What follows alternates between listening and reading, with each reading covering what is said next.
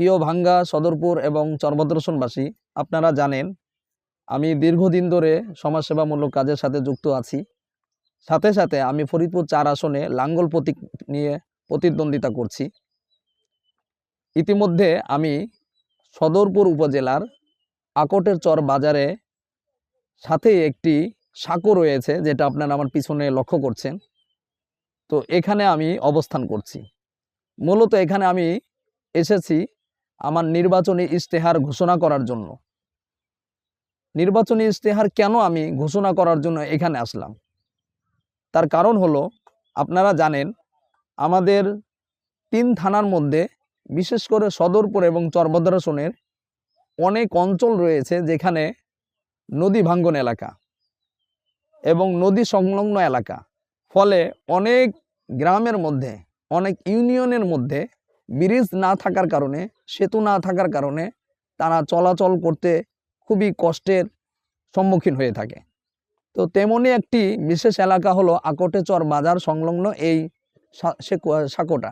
A grade ক্লিংকারের confidence cement, বাংলাদেশের হৃদয় জুড়ে। এখানে অসংখ্য মানুষ যাতায়াত করে, কিন্তু একটা ব্রিজ না থাকার কারণে তাদেরকে নানা রকমের ভোগান্তির সম্মুখীন হতে হয়।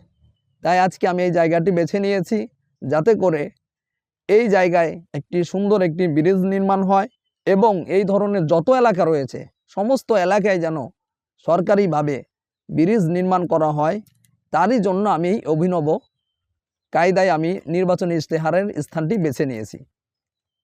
আর সাথে সাথে আপনারা যদি আমাকে বিপুল ভোটে নির্বাচিত করেন, তাহলে আমি আপনাদেরকে কথা দিচ্ছি, ইনশাল্লাহ শুধু সদরপুর নয়, বরং চরভদ্রসন, ভাঙ্গা, যেই সমস্ত এরিয়ায় বা এলাকায় ব্রিজ নির্মাণের প্রয়োজন রয়েছে বা যেই সমস্ত এলাকায় মানুষের ব্রিজের প্রয়োজন রয়েছে, ওই সমস্ত এলাকায় আমি ব্রিজ নির্মাণ করব, যাতে করে মানুষের চলাচল সহজ হয়।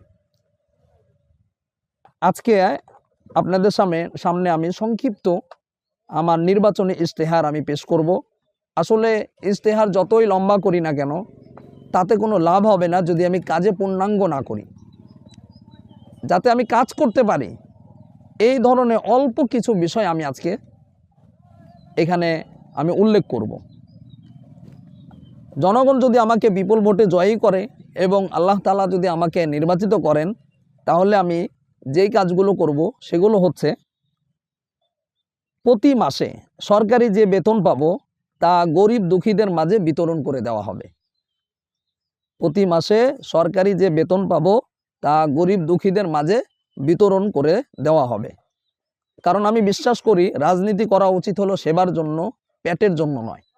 পেটের জন্য যদি রাজনীতি করতে হয়, তাহলে এই রাজনীতি আর সুষ্ঠু রাজনীতি থাকে না, বরং এটা অশুভ রাজনীতি হয়ে যায়। এই জন্য আমি, যদি আল্লাহ আমাকে নির্বাচিত করে, জনগণ যদি আমাকে ভোট দেয়, তাহলে প্রত্যেক মাসের বেতন আমি গরিব দুঃখীদের মাঝে বিলিয়ে দেব। সাথে সাথে প্রত্যেক মাসে সরকারি যে বরাদ্দ অর্থ আমার কাছে আসবে, এই অর্থের পূর্ণাঙ্গ হিসাব আমি প্রত্যেক মাসে ফেসবুকে প্রকাশ করব। এর দ্বারা জনগণের কাছে সুস্পষ্ট ধারণা থাকবে যে তাদের জন্য কত টাকা বরাদ্দ হয়েছে। এতে করে কোনো রকম অনৈতিক বা দুর্নীতি বা লুটপাটের কোনো সুযোগ থাকবে না। যে কেউ যেন এমপির সাথে যোগাযোগ করতে পারে, এই জন্য হটলাইন চালু করা হবে। সাথে সাথে বেকারদের জন্য ফ্রি কম্পিউটার ও ফ্রিল্যান্সিং কোর্স চালু করা হবে। ইমাম ও মুয়াজ্জিনদের স্বাবলম্বী করতে ফ্রিল্যান্সিং কোর্স এবং ভাতার ব্যবস্থা করা হবে। হিজরা ও বেদে সম্প্রদায়ের বাসস্থান ও কর্মসংস্থান নিশ্চিত করা হবে। বেকার মুক্ত ফরিদপুর ৪ গড়ে তোলা হবে। কেউ যদি বেকার থাকে, তাহলে তার দায়িত্বটা আমার থাকবে। অর্থাৎ আমি নির্বাচিত হলে ফরিদপুর ৪ আসনে একজনও বেকার থাকবে না। যদি কেউ বেকার থাকে, তার দায়িত্বভার সম্পূর্ণই আমার উপর বর্তাবে। নদী ভাঙ্গনে ক্ষতিগ্রস্ত প্রতিটি পরিবারের জন্য স্থায়ী আবাসনের ব্যবস্থা করা হবে এবং নদী ভাঙ্গন যেন রোধ করে, এই জন্য প্রতিরোধমূলক বাঁধ নির্মাণ করা হবে। জনসাধারণের বিনোদন ও স্বস্তির জন্য আধুনিক পার্ক ও স্টেডিয়াম তৈরি করা হবে। জনগণের চাহিদা অনুযায়ী রাস্তা, ব্রিজ, হাসপাতাল, শিক্ষা প্রতিষ্ঠান এবং ধর্মীয় প্রতিষ্ঠান নির্মাণ করা হবে। চরভদ্রাসনের গোপালপুর এবং মইনুট নৌ রুটে ফেরি চলাচল চালু করা হবে। আপনারা জানেন চরভদ্রাসনের যে নৌ রুট রয়েছে এই দিকে এক সময় ফেরি ছিল, কিন্তু পরবর্তীতে এই ফেরিটা বন্ধ করে দেওয়া হয়েছে। ফলে ফরিদপুরবাসীকে এখন পদ্মা সেতু ছাড়া বিকল্প কোনো রাস্তা থাকছে না। আর এইদিকে যদি ফেরি চালু হয় তখন কিন্তু মানুষের জন্য আরও সুবিধা হবে, খুব তাড়াতাড়ি তারা ঢাকায় যাতায়াত করতে পারবে। প্রবাসীদের জন্য কারিগরি প্রশিক্ষণ এবং দেশে নিরাপদ আয়ের ব্যবস্থা করা হবে এবং যে কোনো প্রবাসী যেন বিদেশে গিয়ে নিরাপত্তার সাথে সে যেন কাজ করতে পারে এই ধরনের সকল ব্যবস্থা গ্রহণ করা হবে।